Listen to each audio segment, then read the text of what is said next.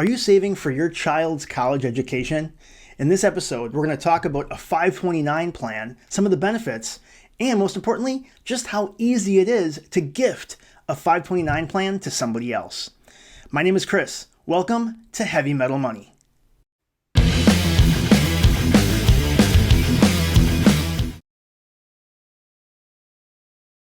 So many of you may already be contributing to some sort of savings plan or a 529 plan already as you save for your child's education. Now, I'll be honest, I didn't even know what a 529 plan was until my kids were much older. They were only a couple years away from graduating high school.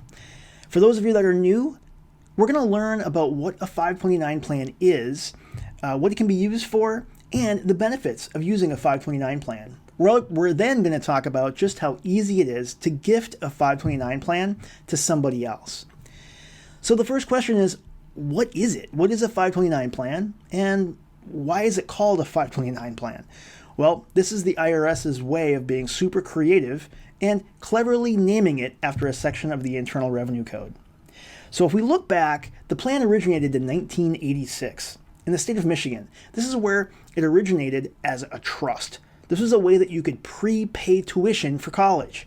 It wasn't until 1996 that it was added to the Internal Revenue Code that offered tax-free status for tuitions that qualified. Right? This is where it was originally called a 529 college savings plan, as it was intended and meant for higher education. Now, changes continued to the program. Qualifying expenses were added. Not only tuition, but also room and board fees, books, other equipment that would be required for education. In 2015, we expanded it to include computers that are used for school, even internet access that would be using for class.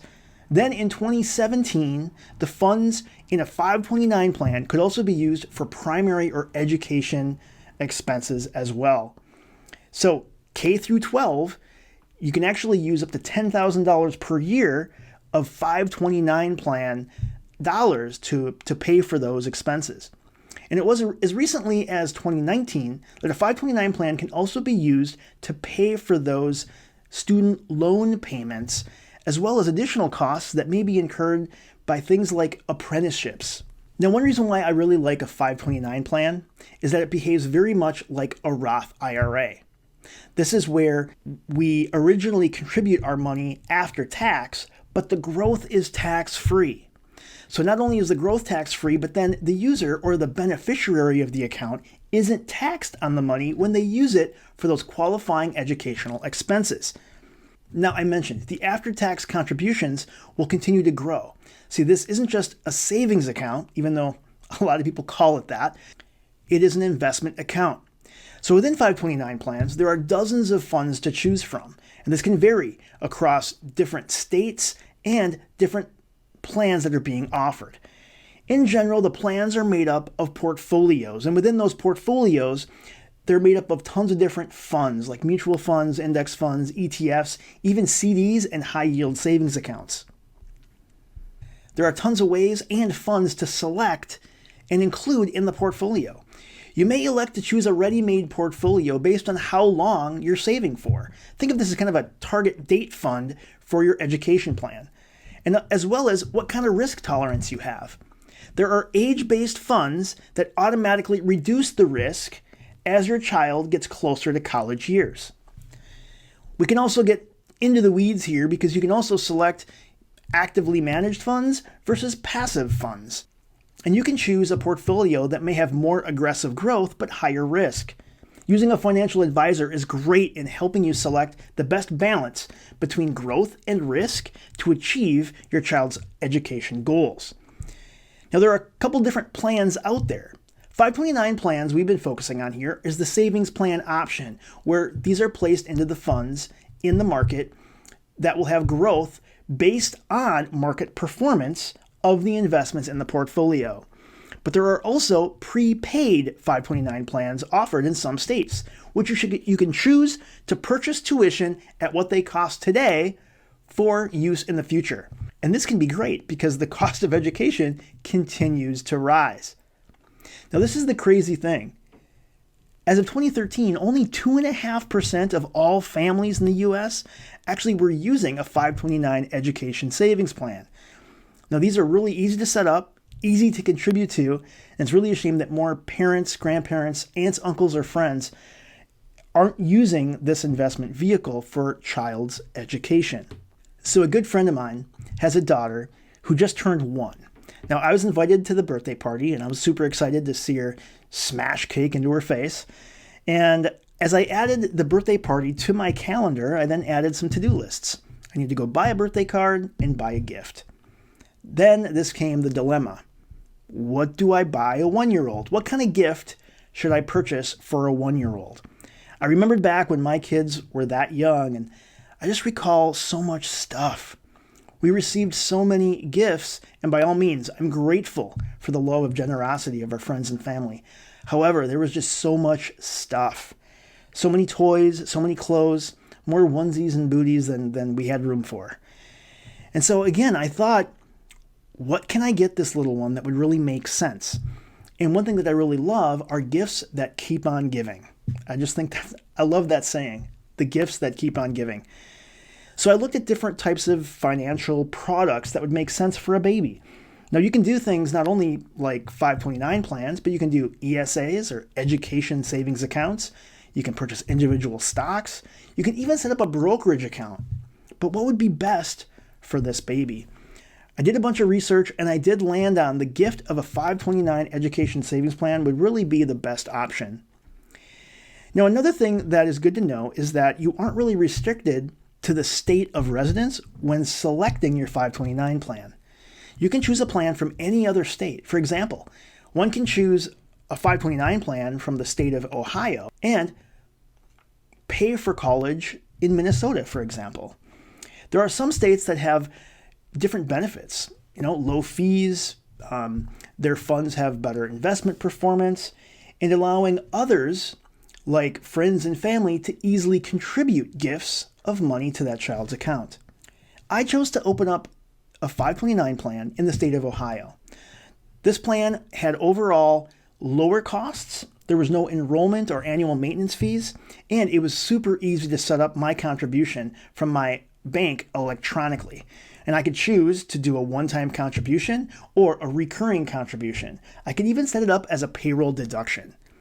Another thing I really liked about this plan is it included the service called UGift. This is a third-party service, as it says on their site, makes it super easy and free to use to allow 529 plan account owners encourage family, friends to celebrate children's milestones with the gift of college savings. So it's super easy. I was surprised and happy on how easy it was.